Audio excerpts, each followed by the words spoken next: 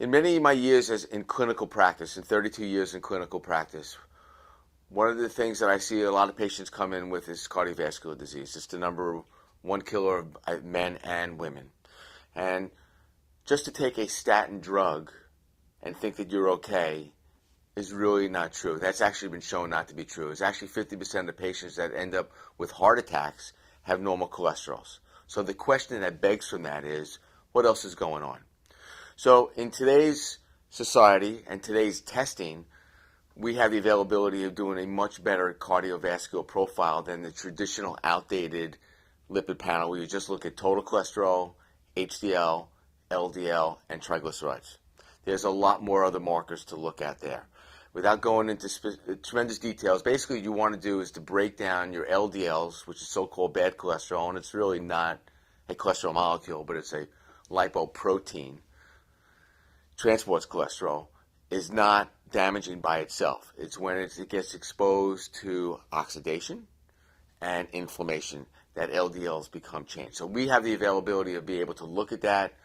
What drives the risk around LDL is the particle size and the particle number. So you want big, fat, healthy LDLs and not small, little, dense LDLs. I have the availability of being able to do that through either Quest Diagnostics, LabCorp, BioReference, or any other lab will have the availability of doing that test, which is covered under your insurance.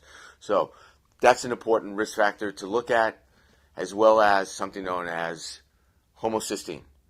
Now, homocysteine is a tremendous risk factor for cardiovascular disease and thrombosis, as well as increasing your risk of stroke.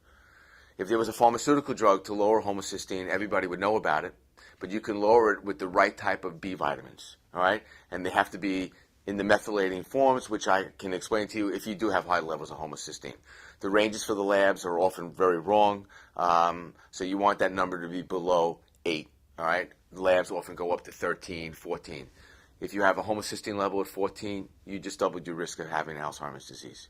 So this is an important thing to look at. It has a lot to do with your genes, known as MTHFR, or methyl tetrahydrofolate reductase, which is a genetic test that I do on all my new patients that come in, because you want to know if you have that certain genotype so that you can feed your genes the right nutrients, known as nutrigenomics, which is easy to do for a couple pennies a day.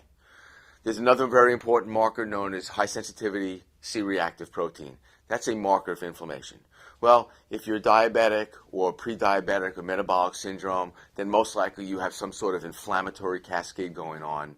We want to take a good look at that number. That's a very sensitive marker. That number should be below 0.7. So if your C-reactive protein is at 3, that's high. When I was on the Dr. Phil show, I worked with a 800-pound patient. His high sensitivity C-reactive protein was at 40. So somewhere in between 0.7 and 40, you are going to lie. And it's more important, or just as important, to know what that number is. Because if you're inflamed, then you're going to modify your LDL cholesterol. You're going to oxidize your LDL cholesterol and make that much more damaging. So these are important risk factors to look at. And there are other risk factors in the cardiovascular arena as well, such as an inflammatory type diet or a non-inflammatory